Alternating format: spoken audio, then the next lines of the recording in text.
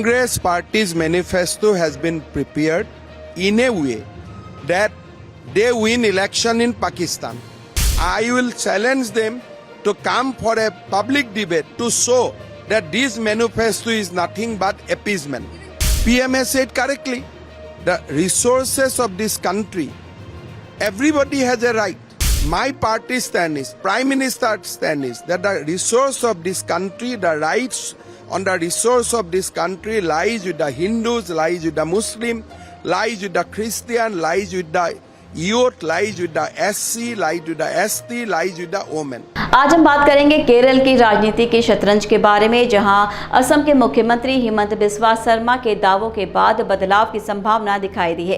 क्या असम के मुख्यमंत्री के दावे से केरल में राजनीति शतरंज के खेल में बदलाव आएगा? क्या केरल में क्षेत्रीय पार्टी बनने से राज्य में भाजपा को मजबूती मिलेगी? और क्या केरल में एक समान नागरिक संहिता कानून की जाएगी?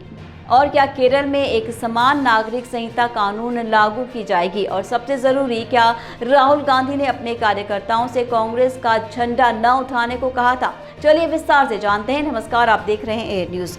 असम के मुख्यमंत्री हिमंत बिस्वा शर्मा ने सोमवार को दावा किया कि केरल में कुछ कांग्रेस नेताओं ने उनसे पुरानी पार्टी से अलग होकर दक्षिणी राज्य में एक क्षेत्रीय पार्टी बनाने के बारे में चर्चा की। उन्होंने कहा कि इस क्षेत्रीय पार्टी के लिए राज्य में 2026 के लिए विधानसभा चुनाव के लिए भाजपा के साथ गठबंधन करने की योजना के साथ दिल्ली में चर्चा हुई।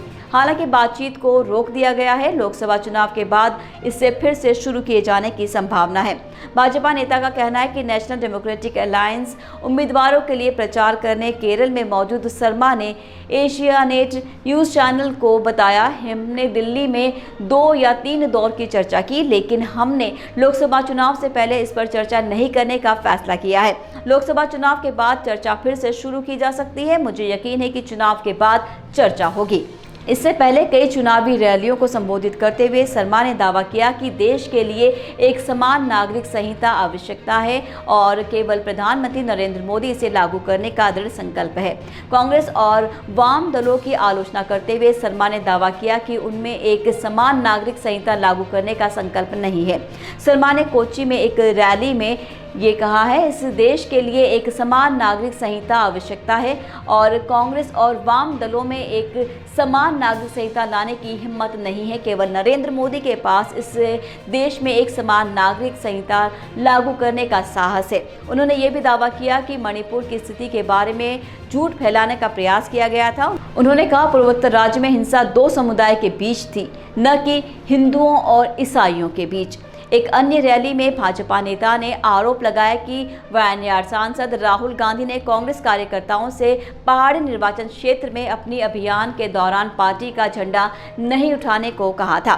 शर्मा ने मुस्लिम लीग और कांग्रेस पार्टी पर कटाक्ष करते हुए कहा, अगर कांग्रेस अपना झंडा लहराती है तो मुस्लिम लीग भी अपने झंडे निकालेगी। अब क्या हुआ?